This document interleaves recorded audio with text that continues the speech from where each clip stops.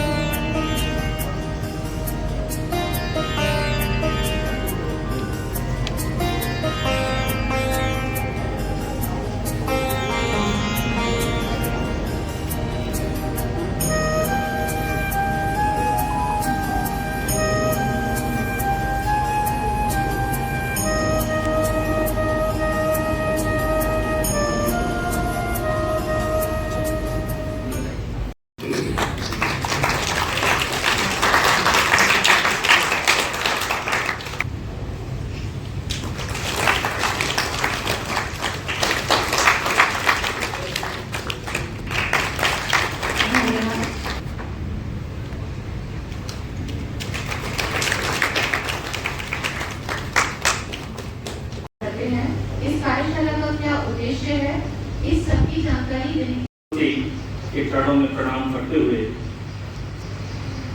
इस सरदार वल्लभ भाई पटेल के प्रांगण में स्थित कृषि महाविद्यालय के ऑडिटोरियम में अन्नदाताओं का स्वागत करता हूँ, अभिनंदन करता हूँ और वंदन करता हूँ।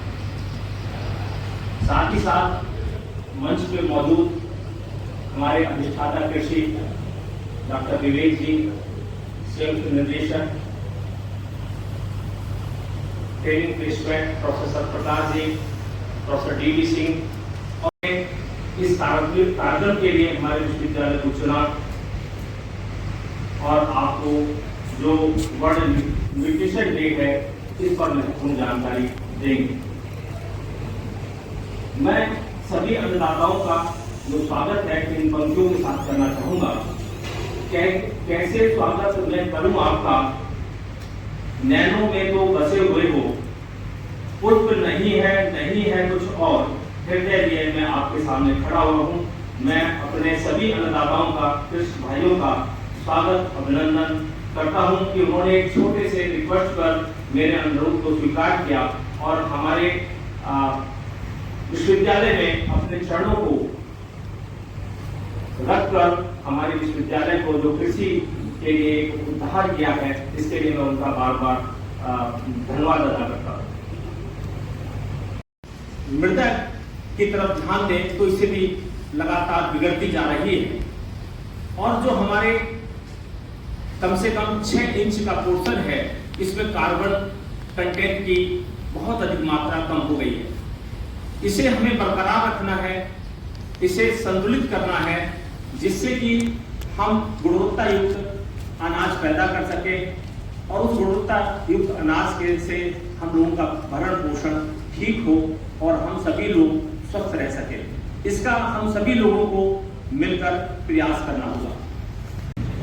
मंच पर आसीन सभी हमारे वैज्ञानिक और इस सभा में उपस्थित सभी किसान बंधु, हमारे प्यारे प्यारे बच्चे जो आगे का भविष्य है इस देश का, वो भी यहाँ पर मौजूद हैं और सभी का एक बार पुनः मैं हृदय से आप सभी का स्वागत करता हूँ, हार्दिक अभिनंदन करता हूँ। दोस्तों, इस कार्यक्रम का जो टॉपिक है वो है संतुलित आहार से संतुलित पोषण से संतुलित आहार का। ये संतुलित पोषण से संतुलित आहार, ये जो एक कनेक्शन है, एक जो संबंध है, ये समझना बहुत जरूरी है। आज हमारा स्वास्थ्य का जो सीधा संबंध है वो हमारी मृदा से है, हमारी माटी से है। और माटी हमारी माँ की तरह है। सो हमें यदि अपने स्वास्थ्य को बनाए रखना है तो हमें इस मिट्टी का और इस माटी का ध्यान रखना पड़ेगा। इसको स्वस्थ बनाए रखना बहुत जरूरी है।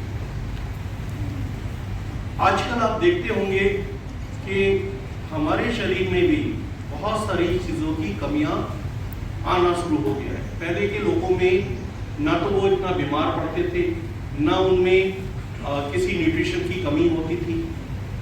लेकिन आज यदि आप चेकअप करवाने जाते हैं तो पता चलता है कि किसी को कैल्शियम की कमी है, किसी को विटामिन डी की कमी है, किसी में प्रोटीन की कमी है, किसी व्यक्ति में आयरन की कमी है, किसी व्यक्ति में जिंक की कमी है। ये सब और विटामिन की कमी, ये सब हमारे शरीर में बहुत सारे विकार, बहुत सारी बीमारियां ये सब पैदा कर रहे हैं। और इन सब का जो सीधा संबंध है वो हमारे भोजन से। तो ऐसा क्या हो गया हमारे भोजन में, जो पहले का भोजन था, भोजन तो वही है लेकिन उसमें न्यूट्रिशन वैल्यू घटती चली जा रही है। ऐसा क्यों हो रहा है? वही भोजन, वही सब्जी, वही अनाज जो हमारे खेतों में पहले होता था, उसमें ज्यादा ताकत हुआ करती थी, उसमें ज्यादा शक्ति होती थी। लेकिन अब वो शक्ति क्षीण होती चली जा रही है, कम होती चली जा रही है। वो मिनरल्स, वो न्यूट्रिएंट्स, वो विटामिन्स, वो सब चीजें उसमें कम हो रही है। कहते हैं कि 4-2-1 का रेशियो नाइट्रोजन फास्फोरस पोटेशियम का होना चाहिए।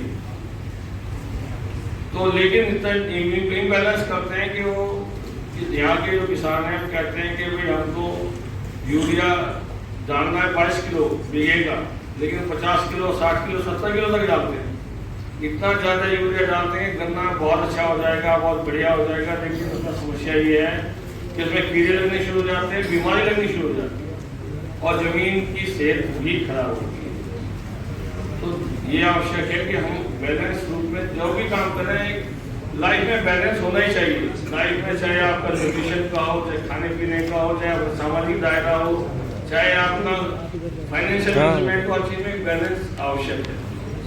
ये दुनिया बैलेंस तरीके से चल रही है और इतने सारे ग्रह नक्षत्र घूम रहे हैं, अगर वो जरा सा भी डिस्टर्ब हो जाए तो सभी उसे टकरा जाएंगे, बिल्कुल नष्ट हो जाएगा। तो ये बैलेंस लाइफ में होना इम्पोर्टेंट है और बैलेंस बनाए रखने के लिए हम लोगों को इसके बारे में सोचना चाहिए। बहुत सारे किसान भाई क्या करते हैं, बहुत ज़्यादा इंसेक्टिसाइड डाल दिया, पेस्टिसाइड डाल दिया, वो क्या होगा, जो हमारे धान या गेहूँ या कोई भी फल या सब्जी जो एक्सपोर्ट होती है वापस हो जाती है, करोड़ों रुपए का सामान वापस होता है। तो इसलिए बताया जाता है कि बैलेंस तरीके से जो भी आप डालें, इंसेक्टिसाइड डालें, पेस्टिसाइड डालें, वो एक बैलेंस तरीके से डालना चाहिए। जो रिकमेंडेड डोज है वही डालें।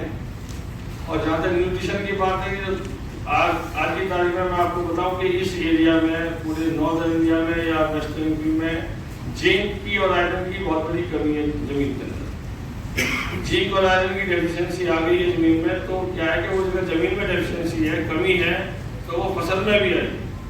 अब फसल में डेफिशिएंसी आएगी, कमी आएगी, तो वो आपके जो फसल, जो चारा पशुओं खिला रहे हैं, पशु के दूध में भी कमी आएगी, आपकी फल और सब्जी में भी कमी आएगी।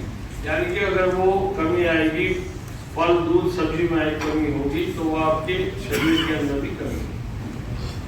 तो ये आवश्यक है कि जो भी मेजर और माइक्रो न्यूट्रिएंट्स है, सबका अपना अपना रोल है, अपना अपना इम्पोर्टेंस है, वो एक बैलेंस तरीके से डालना चाहिए।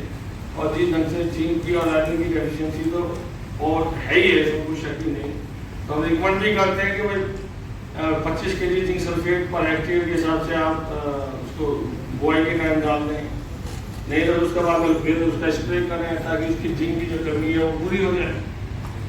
ये आवश्यक है कि हम बैलेंस तरीके से अपनी इसका ध्यान रखें और वो तभी और ऑर्गेनिक मैटर कंटेंट बढ़ाने का बहुत आवश्यक है, क्योंकि जब तक आप जमीन का डिमांड यानी ऑर्गेनिक कार्बन अच्छा नहीं होगा, आप जितना मर्जी यूरिया डालें, पोटास डालें, कुछ भी डालें, उसकी फर्टिलाइजर यूज एफिशिएंसी नहीं बढ़ा सकते। अब अगर पहले क्या करते थे कि थोड़ा सा खाद डालना, यूरिया कोई फर्टिलाइजर डालना, तो उसका बढ़िया रिस्पॉन्स आता था, लेकिन अब रिस्पॉन्स नहीं आ रहा है। उसका मेन कारण यही है कि जमीन के अंदर जो ऑर्गेनिक मैटर है वो कम हो रहा है, उसको मेंटेन करने की आवश्यकता है। उसको मेंटेन करने के लिए हमें हरी खाद, गोबर की खाद और आपका वर्मी कंपोस्ट, इस टाइप की चीज़ें हमें इंटीग्रेटेड अप्रोच अपनानी पड़ेगी। और इंटीग्रेटेड अप्रोच अपनाएंगे, बैलेंस तरीके से आप यूज करेंगे तो कम से कम खाद डाल के भी आप ज़्यादा से ज़्यादा पैदावार ले सकते हैं, ज़्यादा से ज़्यादा फर्टिलाइजर यूज एफिशिएंसी बढ़ा सकते हैं। तो मेरा तो ये मानना है कि आप सब लोग इसके बारे में अवेयर हों, जानकारी रखें और आज अच्छी जानकारी दी जाएगी। तो मैं धन्यवाद देना चाहूँगा डॉक्टर सेक्रेटरी को कि उन्होंने प्रोग्राम ऑर्गेनाइज कराया है वर्कशॉप, और आगे भी इस टाइप की वर्कशॉप आप ऑर्गेनाइज कराते रहेगा सर, ताकि किसानों का, बच्चों का सबको एक नॉलेज हो। और knowledge is power, no doubt कि अगर आपको जानकारी है तो वो क्या आपके बहुत बड़ी ताकत है। और मैं धन्यवाद देना चाहूँगा विवेक रस्तोगी जी को कि वो आए और हमारे यहाँ प्रोग्राम किया। तो थैंक यू वेरी मच, धन्यवाद। सभी किसान भाइयों को नमस्कार, थैंक यू मैम। आज इस कार्यक्रम की अध्यक्षता कर रहे हैं आदरणीय विवेक वर्मा सर, हमारे डीन, डॉक्टर राजेश संगर सर, डॉक्टर सत्यप्रकाश सर, हमारे कलेक्टर डॉक्टर DB सिंह साहब और SML कंपनी से आए हुए प्रतिनिधि रस्तोगी साहब, यहाँ बैठे तमाम किसान भाई और हमारे छात्र भी बैठे हुए पीछे। तो बेसिकली जो एग्रीकल्चर है, हम सभी इसके स्टेक होल्डर हैं, हम सबका लक्ष्य एक ही है, कहीं कहीं से जुड़े हुए हैं, चाहे वो वैज्ञानिक हों, चाहे आप किसान भाई हो, चाहे हमारे विद्यार्थी हो। एक अच्छा समागम है जहाँ पे 3 स्टेक होल्डर एक साथ बैठ के चर्चा कर रहे हैं एक ऐसे विषय पे जो नीड ऑफ दी आवर है, जो वेल रिलेवेंट है आज के समय में, जहाँ पे हम दुनिया में अनेक चुनौतियों का सामना कर रहे हैं। बहुत सारी बातें हैं, अभी रस्तोगी साहब ने कुछ अपने उसका भी जिक्र किया कि कैसे हम स्वदेशी पे जाएं, तो वो एक अलग डायमेंशन है। और अभी पूरी दुनिया एक तरीके से जो डिपेंडेंसी थी एक दूसरे देश के ऊपर, वो थोड़े से खतरे में आ रही है। और कोरोना काल के बाद पूरा विश्व ने देखा है कि अगर हम किसी पे डिपेंडेंट हैं, आज दोस्ती है, कल अगर वो मना कर देता है तो हमारा अस्तित्व खतरे में आ जाएगा। तब से हमारे प्रधानमंत्री जी ने भी इस तरफ सोचना शुरू किया कि अपने आप को मजबूत करना है और बिना दूसरे का साथ लिए कोई आगे नहीं बढ़ सकता। इस बात का बिल्कुल आशय नहीं है कि हमें दूसरों का बहिष्कार करना है, बट अपनी ताकत को मजबूत करना है, इस आशय यही जाता है। तो ऐसी नीतियां सरकार बना रही है, ऐसी नीतियों पे हम सभी चलने का प्रयास कर रहे हैं कि अपने देश के अंदर जो भी चीज़ें हैं उसको हम फॉलो करें। आज का जो विषय है बेसिकली जो मैं देख रहा था टाइटल संतुलित पोषण से संतुलित आहार तक, यह लिखा हुआ from balanced nutrition to balanced diet. जब हम बैलेंस्ड न्यूट्रिशन या संतुलित आहार या पोषक तत्व की बात करते हैं तो ये अलग अलग एक एंटिटी से हम इसको संबोधित करते हैं। कभी हम मृदा स्वास्थ्य की बात करते हैं, कभी हम ह्यूमन हेल्थ की बात करते हैं, कभी पर्यावरण की बात करते हैं। अभी जो दुनिया जा रही है वो जा रही है वन हेल्थ मिशन पे।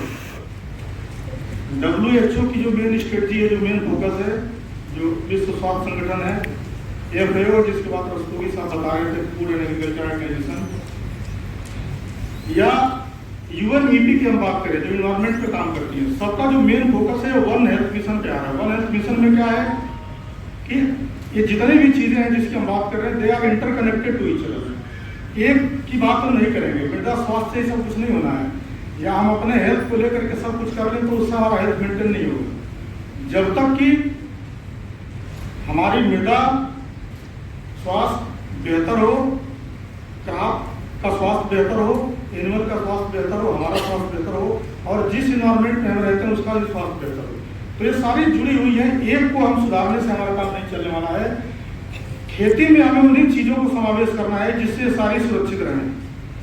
खेती में हम उस तरह का कोई भी कार्यकलाप न करें कि जिससे खेती में हमने उत्पादन तो बढ़ा लिया, लेकिन साथ ही साथ हमने कहीं अपनी मृदा को या अपने वाटर को या इन्वायरमेंट को हमने पॉल्यूट कर दिया।